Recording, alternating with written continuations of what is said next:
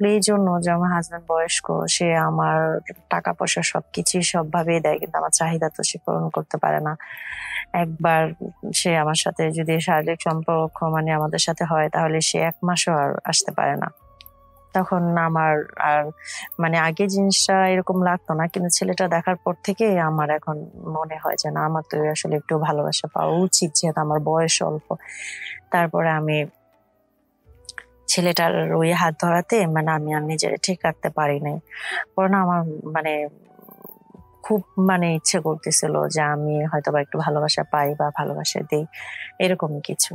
তো হঠাৎ করে আমার হাসব্যান্ড একটু কাশি আওয়াজ পেয়ে আমি আর তখন আগাই না বিষয়টা। তো আমি আবার চলে যাই রুমে। রুমে চলে যাওয়ার পরে পরের দিন নাস্তা-টাস্তা দেওয়ার পরে ছেলেটা আর যায় না। আপনার ও রুমেই থাকে। তো আমার হাসব্যান্ড চলে যায়। চলে যাওয়ার পরে আমি ওর রুমে যেয়ে ওর সাথে গল্প করতেছিলাম। গল্প করতে, করতে ও বলতেছে, "ঠিক আছে, হাসব্যান্ড আছে তাতে কি হয়েছে? তোমার সাথে আমার একটা ভালো রিলেশন থাকুক। আমরা যখন খুশি তখনই একসাথে থাকতে পারি। এটা তার হাসব্যান্ড জানবে না।" তো তখন আমার মনে হলো যে আসলে এই প্রস্তাবটা তো আম খারাপ বলে নাই। আর আমারও দরকার। তারপর আমি তার কথায় রাজি হয়ে যাই। আর তখন ওই পর্যায়ে আমার যখন দেখি যে না, আমার বাসায় কেউ নাই, আমি তার সাথে আমার ওই ব্যক্তিগতভাবে আরকি মেলামেশা হয়। আর তখন আমার ভালো লাগার পর তো এখন প্রায় আমি তার সাথে থাকতে চাই। কিন্তু এখন তো সে চলে যাবে গ্রামে, যেহেতু মাল নিয়ে আসবে। আবার কিছুদিন পরে সে মানে প্রায় ১৫ দিন হয়ে যায় সে আর আসে না। তখন আমার খুব খারাপ লাগতেছিল। ফোনে যোগাযোগ করলাম। বলল যে আবার মালের অর্ডার করলে আমি অবশ্যই আসবো। তো পরে যখন আবার আমি আমার হাসব্যান্ডকে বলি, "তুমি মালগুলো নিয়ে আসো।"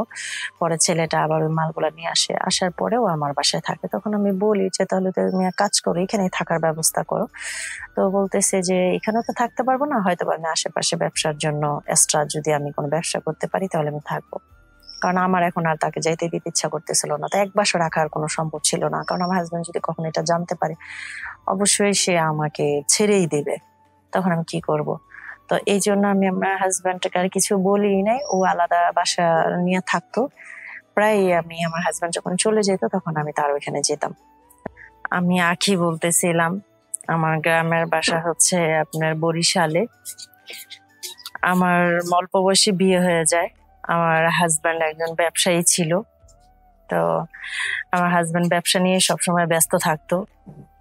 আল্লাহর রহমতে তার ভালো ইনকাম ছিল। টাকা-পয়সা অনেক ছিল। কিন্তু আমার হাসব্যান্ড একটু বয়স্ক ছিল। কারণ সে সবসময় টাকার পিছেই বেশি ছুটতো। খুব দেরি করে সে বিয়ে করে। তো আমার বাবা-মা রাজি হইছে, মনে করলো যে জামাইয়ের পয়সা আছে, আমার মেয়ে সুখেই থাকবে। এইজন্যই আমাকে ছোটবেলায় তার কাছে তুলে দিছে। তো বয়স আছে, কিন্তু মোটামুটি অনেক ভালো। সে আমাকে অনেক যত্নেই রাখে। আমার কষ্ট হোক এরকম কিছু সে কখনোই করে না। আমার আল্লাহর মতো কোনো কিছুর অভাব নাই। তাই সবসময় তো সে আপনার ব্যবসা নিয়ে থাকতো। একদিন একটা গ্রামের ছেলে তার গ্রামের থেকে কিছু মাল নিয়ে এসছে আমাদের বাসায়। তো মাল নিয়ে আসার পরে আমি আবার দেখলাম তাকে। তারপর আমি খাবার-দাবার দিলাম। আমার হাসব্যান্ডের সাথে সে খেলো। খেয়ে আবার সে চলে গেল। সে কিছুদিন থাকবে আমাদের এখানে। আবার মাল নিয়ে আসবে এইজন্য। তো যেহেতু আমার হাসব্যান্ডের সাথে ব্যবসা করে, আমারও তেমন কোনো সমস্যা হয় না। মনে হলো যে সে তার সাথে ব্যবসা করে। ছেলেটা হচ্ছে আপনার অল্প বয়সের, কিন্তু দেখতে শুনতে অনেক সুন্দর। মানে এক কথায় মানে অসাধারণ। সে হচ্ছে অনেক স্মার্ট। কথা অনেক সুন্দর। তো খাওয়া-দাওয়া করে চলে গেল। পরে আমার হাসব্যান্ড হচ্ছে চলে গেছে আপনার, যেহেতু ওর আড়ত আছে ওইখানে চলে যাবে। তো সকালে যখন ও চলে যায়, পরে ছেলেটা নাস্তা খেতে আসে। খাওয়া-দাওয়ার পরে আমাকে একটা কথা বলে যে, "আমি একটা কথা বলি আপনাকে ভাবি?" তখন আমি বলছি, "ঠিক আছে বলেন।" বলতেছে কি, "আপনাকে না আমার গার্লফ্রেন্ডের মতো দেখা যায়। আমার গার্লফ্রেন্ড কিন্তু সেম আপনার মতো ছিল। আপনার মতো মানে এত সুন্দর ছিল, আপনার মতো কথা বলতো।" হ্যাঁ? তো আমি তো আসার পরে দেখলাম যে আপনার ভাইয়ের সাথে খুবই মিল। ভাইকেও আপনি অনেক ভালোবাসেন, আর ভাই তো আপনাকে অনেক ভালোবাসে। তখন আমি বললাম যে, "হ্যাঁ, আমি অনেক সুখে আছি। তো আপনার গার্লফ্রেন্ড এখন কোথায়?" তখন সে বলল যে, "মানে আমার গার্লফ্রেন্ডের সাথে তো এখন ব্রেকআপ হয়ে গেছে। আমি এখন আর কথা বলি না। ওর বাবা-মা বিয়ে ঠিক করছে এজন্য। তো আমারও আর এই সময় বিয়ে করাটা ঠিক না। এজন্য আর করলাম না।" তো আমি আবার বললাম যে, "ও আচ্ছা ঠিক আছে।" তো এটা আমি মাথায় নিলাম। আমার কাছে ভালোই লাগলো। সে আমাদের বাসায় আরো কিছুদিন থাকবে আমার হাজবেন্ডের সাথে। তারপর আমি চলে গেলাম হচ্ছে আমার কাজ নিয়ে ব্যস্ত থাকবো। পরে হাজবেন্ডকে রাতে খাবার টাবার দিয়ে আমি তাকে ঘুম পাড়ায় দেব, যে তুমি ঘুমাও। তা আমার ঘুম আসতেছিল না, আমি ব্যালকনিতে বসেছিলাম। পরে ছেলেটা দেখি ঘুমায় না, ও সিগারেট খাচ্ছিল। আমার পাশে যে রুম আছে ওই রুমেরও ব্যালকনি আছে, তো দুইটা ব্যালকনির এক সাইডে আসলে দেখা যায় আর কি।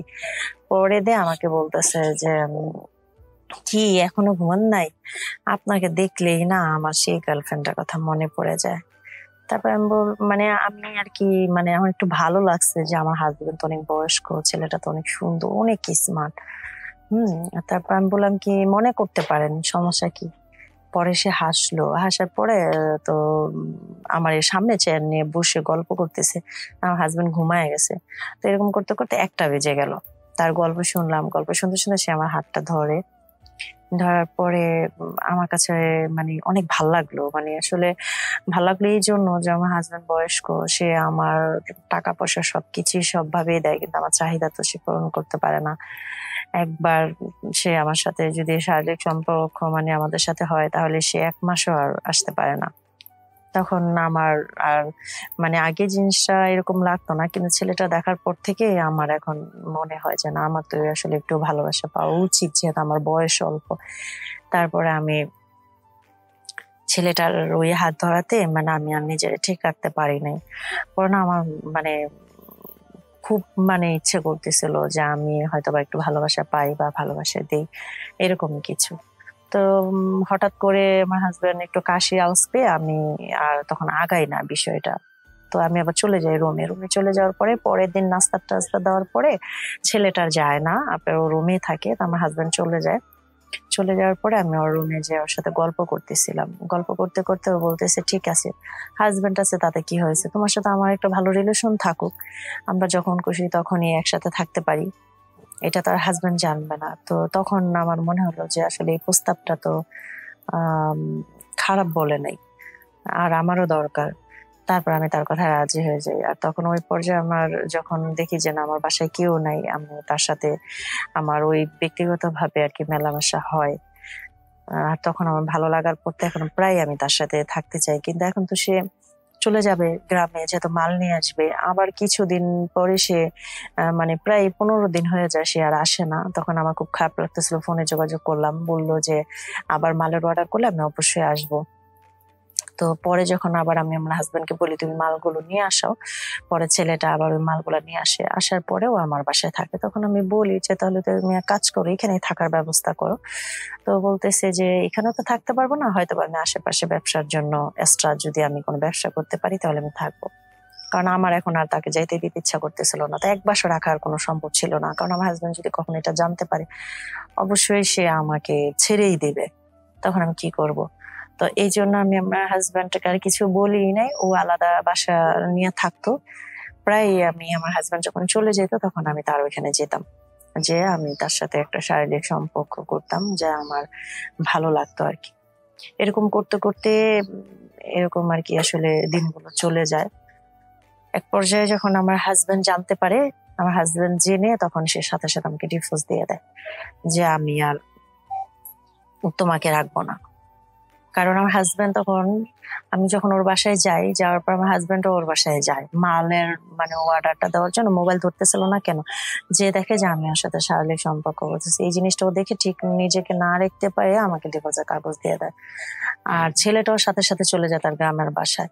ছেলে আর আমার সাথে কখনো যোগাযোগ করে না। এখন আমার হাজবেন্ড আমাকে ছেড়ে দিল, আর ছেলেটা কোনো যোগাযোগ ছিল না। তাহলে আমি কোন পর্যায়ে মানে তখন আছি আল্লাহ বলেন। আমার এটাও গেল এটাও গেল। তখন আমি একদম পুরো অসহায় হয়ে পড়ছিলাম। পরে বাবার বাসায় চলে আসলাম। এখন আমি বাবার বাসায় থাকি। তো আমি আসলে কি করব আমি বুঝতে পারতেছিলাম না। বাবা মা তো আসলে খুবই মানে এই বিষয়টা নিয়ে আসলে আমি তাদের কাছে ভালো করে ক্লিয়ার ভাবে বলতে পারতেছিলাম না। পরে আমার হাজবেন্ড ছেড়ে দেওয়ার পরে আমি বলছি যে আমার অন্য একটা সমস্যা, এই জন্য। তো আসলে এখন পর্যন্ত এই বাবা মার বাসায় আছি। তাহলে আপনারাই বলেন যে আসলে আমি কত বড় একটা ভুল করেছি। ভুল যদি না করতাম তাহলে আর এরকম হতো না। তাহলে আর আমার হাজবেন্ড আমাকে ছেড়ে দিত না, আর ওই ছেলেটা আমার সর্বনাশ করতে পারতো না। যাই হোক, আমার জীবনের গল্পটা আপনাদের কাছে কেমন লাগলো?